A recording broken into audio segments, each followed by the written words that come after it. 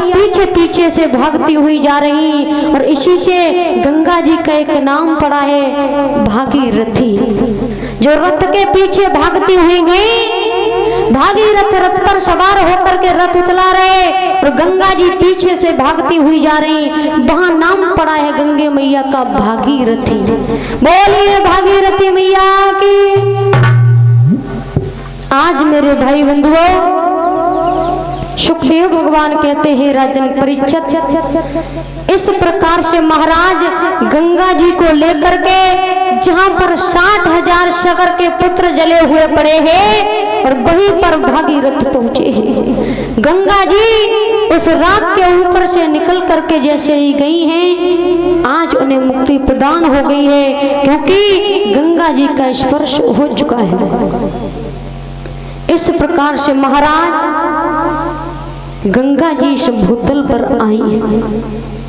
सुखदेव भगवान कहते हैं राजन परीक्षित, अब देखते हैं कि किस प्रकार से हमारे भगवान श्री राम का अवतार हुआ है।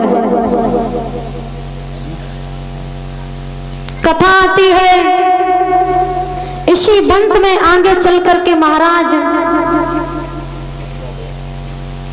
खटवांग हुए हैं, खटवांग के दीर्घवायु हुए हैं, दीर्घवायु के रघु हुए हैं और रघु के महाराज अज हुए हैं, अज के पुत्र महाराज दशरथ हुए हैं। एक तो प्रमाण ये नहीं मिलता है और एक प्रमाण ये मिलता है कि जिस समय देवता इस पृथ्वी को खोद रहे थे तो पृथ्वी से रथ निकलना शुरू हो गए हैं।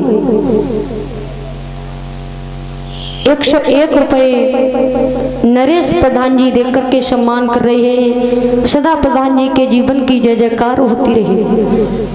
भैया, पृथ्वी से जब रथ निकले हैं तो एक नहीं, दो नहीं, 9 रथ निकले और 10वां रथ जो था उस पर एक बेटा लेटा था, जो आगे चलकर बताया गया है कि वही पुत्र का नाम 10वें रथ पर लेटा हुआ था, उसका नाम दशरथ पड़ा है। अब जो ठीक हो वो मान लो, क्योंकि 2 प्रमाण हैं। इन्हीं के पुत्र हुए हैं कौन? राम। महाराज दशरथ जो है बड़े ही तेजस्वी राजा हैं। इनकी 3 पत्नियां हैं, कैकेयी, सुमित्रा और कौशल्या। लेकिन एक भी पत्नी के उदर से संतान की प्राप्ति नहीं हुई है। जब संतान की प्राप्ति नहीं हुई और संतान की प्राप्ति नहीं हुई, एक बार महाराज दशरथ इंद्र की सभा में गए हैं। जब इंद्र की सभा में गए तो महाराज दशरथ जिस सिंहासन पर बैठे थे वहां से चले तो इंद्र ने मंत्रियों को आदेश दिया है, मंत्रियों, जिस सिंहासन पर राजा दशरथ बैठे हुए थे उस सिंहासन को धुलवा दिया जाए, क्योंकि इस सिंहासन पर निसंतानहीन इंसान बैठा था।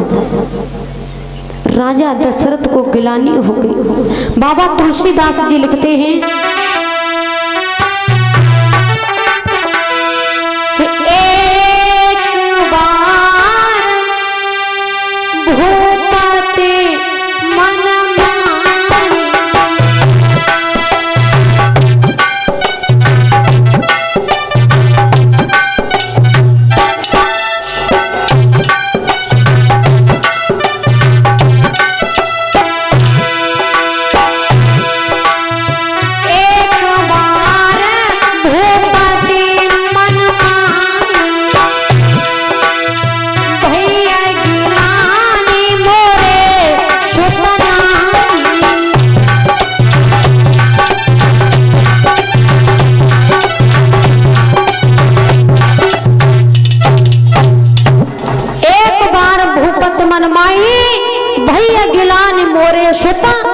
नहीं।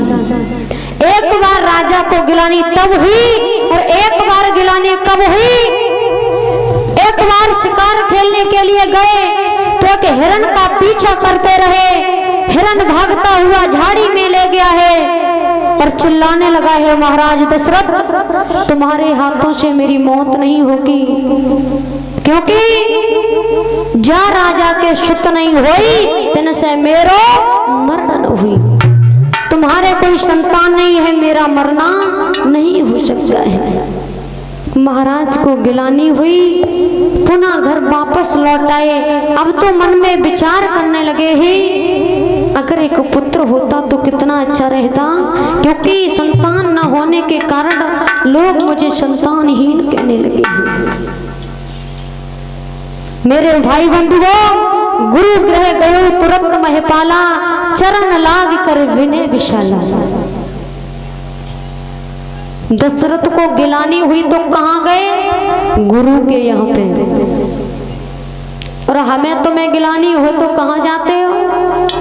कोई फांसी लगा तो कोई जहर खाता, क्योंकि आज हमारे जीवन में हमारा कोई मार्गदर्शी नहीं है। दशरथ को गिलानी हुई तो गुरु के यहाँ गए, गुरु से जवाब दिया है, गुरुदेव संतान न होने के कारण लोग हमें निर्वंशिया कहते हैं। वशिष्ठ ने जवाब दिया है, चिंता मत करो, धरो धीर हुए सुतचारी, त्रिभुवन विदित भगत भयहारी। चिंता मत करो, एक नहीं बल्कि तुम्हारे घर में 4 पुत्रों का जन्म होगा। गुरु वशिष्ठ ने आज दशरथ को पुत्र कामना के लिए पुत्रेष्ट यज्ञ रचाया गया है।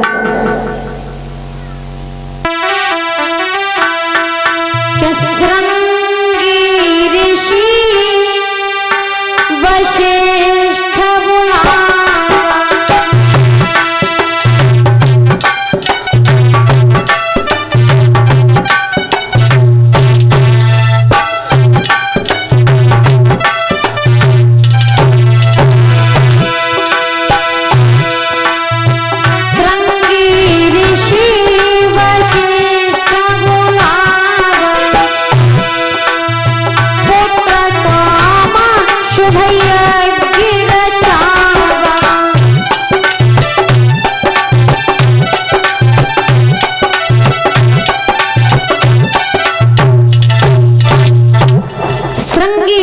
वशिष्ठ बुलावा, पुत्र काम शुभ यज्ञ रचावा।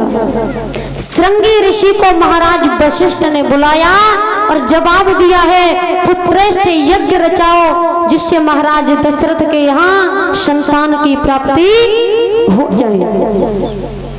आज मेरे भाई बंधुओं, पुत्रेष्ट यज्ञ रचाया गया है और ये 51 रुपये हमारे करीब आए हैं। ज्योति एंड भोले यादव 51 रुपये देकर के सम्मान कर रहे हैं। भगवान जीवन में जय जयकार होती रहे, बाल गोपाल धन के भंडार भरे रहे, यही मैं कामना करती हूँ।